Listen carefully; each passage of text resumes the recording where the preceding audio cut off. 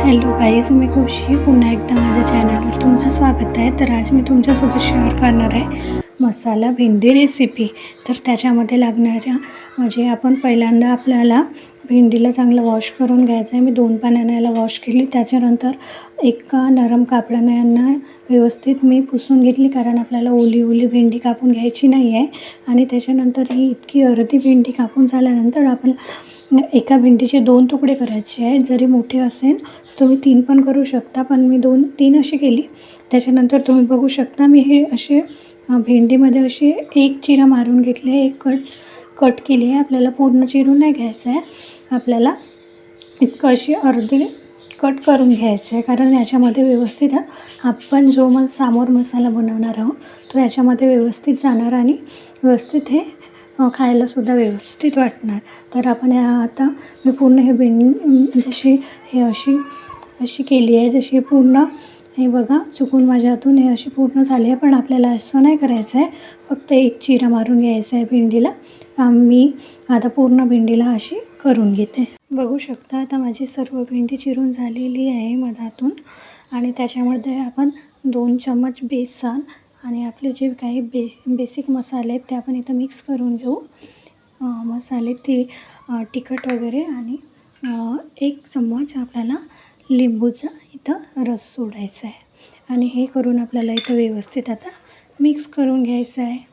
जसं तुम्ही आता बघू शकता माझं सर्व मसाला वगैरे लावून झालेला आहे. आणि मसाला लावून झाल्यानंतर आपल्याला लगेच नाही, पण थोड्या वेळानंतर ही सर्व भेंडी आपल्याला तळून घ्यायची आहे. मी इकडे साईडला तेल गरम करण्यासाठी मांडलेली आहे. तर तेल तापल्यानंतर आपल्याला ही जी काही आपली भेंडी आहे ते आपल्याला व्यवस्थित तळून घ्यायचं आहे. तेल गरम झालेलं आहे. आता आपण इथं आपली जी काही भेंडी होती ते आपण इथं सोडून घेऊ.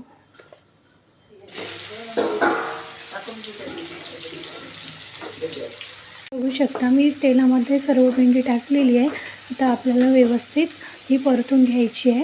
आणि हे सर्व करताना आपला गॅसचा फ्लेम मीडियमच पाहिजे, खूप पण नको, कारण ते लवकर मग जळून जाईल. या कारणानं आपल्याला मीडियम फ्लेम ठेवायचा आहे आणि हळूहळू हिला परतून घ्यायचं आहे. आणि आपण जेव्हा तेलामध्ये भेंडी टाकतो तर आपल्याला तशीच नाही सोडून द्यायची आहे, आपल्याला मधामध्ये परतत राहायचं आहे. नाहीतर आपला जो काही मसाला आहे तो आतमध्ये राहतो, म्हणजे कढईला तो चिपकून जातो आणि भेंडीला तो काही राहत नाही. म्हणून आपल्याला मधामध्ये हिला व्यवस्थित परतून घ्यायचं आहे. बघू शकता आपली भेंडी व्यवस्थित झालेली आहे. आता हिला साईडला इथून काढून घेऊ पूर्ण भेंडी. त्याच्यानंतर रेसिपी आपण कंटिन्यू करू. बघू शकता माझी ही भेंडी सर्व तळलेली आहे. मी हिला बाहेर काढून घेतली व्यवस्थित. आणि आता आपण रेसिपी कंटिन्यू करू. तर आता आपल्याला एक चिरली म्हणजे मी 2-3 कापलेल्या मिरच्या घेतलेली आहे आणि थोडंसं अद्रक याला आपण बारीक करून मसाल्यामध्ये टाकणार आहोत. याने टेस्ट खूप छान येतो. बघू शकता आता आपली भेंडी झाली आहे. तिथं त्याच कढईमध्ये आपण तेल टाकलं मी आणि तिथं बारीक चिरलेला एक कांदा टाकून घेत आहे.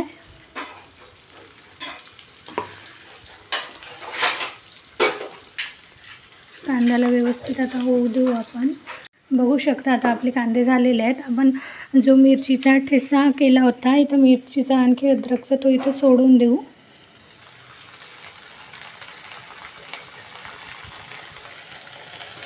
आणि याला पण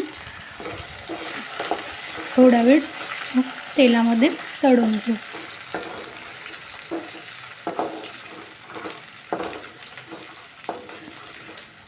एकदा की हा तळला याच्यानंतर आपण इथं टमाटर ॲड करू. इथं टमाटर ॲड करू. बघू शकता आता आपले टमाटर वगैरे व्यवस्थित झालेलं आहे. आता आपण याच्यामध्ये आपले काही बेसिक मसाले आहेत ते आपण इथं मिक्स करून घेऊ. तिखट, मीठ, हळद आणि जे काही आपल्या घरी अवेलेबल असलेले जे काही मसाले आहेत ते. बघू शकता आता आपले जे मसाले आपण टाकलेले होते ते व्यवस्थित तेलामध्ये झाले आहेत. आपली जी भेंडी होती तर आपण ती इथं भेंडी मिक्स करून घेऊ एकदा.